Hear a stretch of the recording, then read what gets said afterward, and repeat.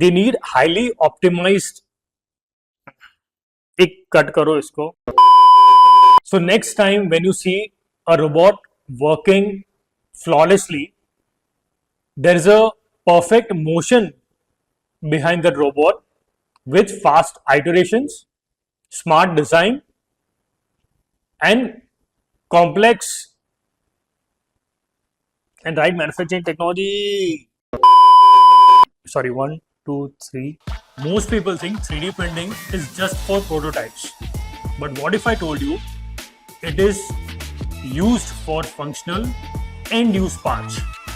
And no one is talking about what is happening behind the scenes.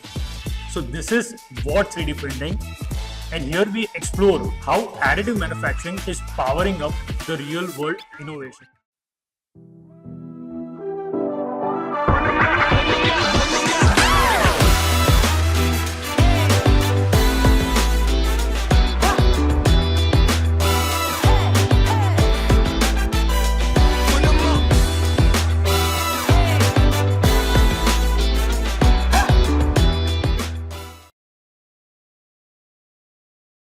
And today we are talking about robotic grippers and why they are the most problematic components of the robotic world.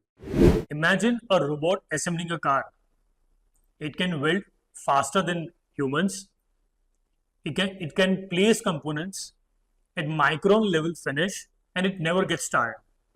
Now give the same robot to pick up this bottle, and suddenly the robot becomes useless. One of the biggest problems in robotic automation is picking the items, right? Integrations fail at the pick point is what we hear so often. And for years, we've been trying to do this with complex mechanics, mechanical hands, a lot of sensors, a lot of feedback, and we've really struggled. And what's interesting is what's worked in automotive and electronics is not working today in these new markets of e-commerce, grocery, consumer goods, automation. Picking up objects in the robotic world is one of the most unsolved problems as of yet.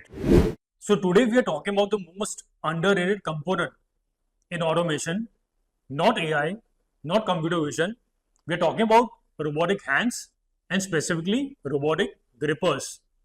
That is exactly what the whole humanoid industry is working upon and constantly innovating how to make the best grippers out there. Robotics engineers quietly understand this truth. The most difficult part in automation is the last 5 centimeters. A robot can locate an object perfectly, move it perfectly, and still fails. The real world is chaotic.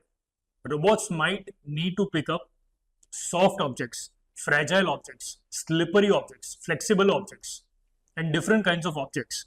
See, we as a humans, we naturally do it. We just hold it, we don't think about it, and we just pick it up.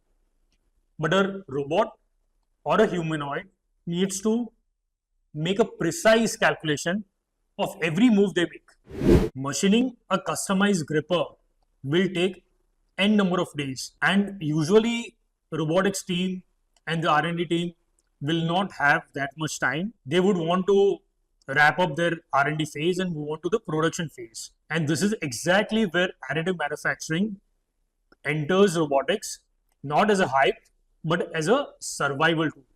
See, engineers didn't invent 3D printing because they felt it's cool. They invented it because they were tired of waiting. Robotic grippers need to be lightweight, strong, highly customized, and frequently redesigned. This is exactly where additive manufacturing makes sense. Robot arms have strict payload limits. If your gripper is heavy, you lose payload. That's why modern end effectors use lattice structures, hollow geometries, integrated channels.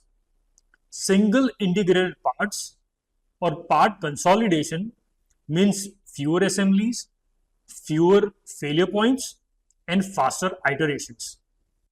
So this means that when you're designing a part or when you're designing a robotic gripper, you might want internal channels for maybe attaching strings or creating a very hollow structures.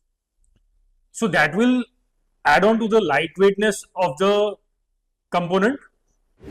This isn't futuristic. 3D printed grippers are already being used. They're being used in warehouse automation. They're being used in electronics assembly, food handling robots, and research labs. Because in robotics, speed in iteration equals to speed in innovation. Robots don't need highly identical parts. They need parts which are optimized and customized for a specific task. So therefore, mass customization is the key. The day of mass manufacturing is changing rapidly, and task specific components and task specific optimization are adding on to the geometries where they are getting it produced via 3D printing, which we call mass customization.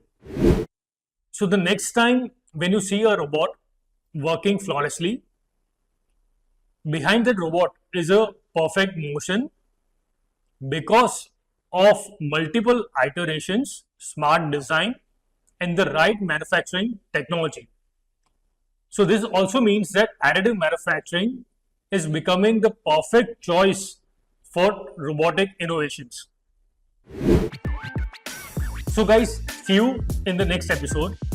If you like the topic that we have mentioned today, please like, share, subscribe our channel, Bot 3D Printing. The idea is to bring such applications and application-based engineering in terms of relevant case studies in front of you, how 3D printing is being used in the real world.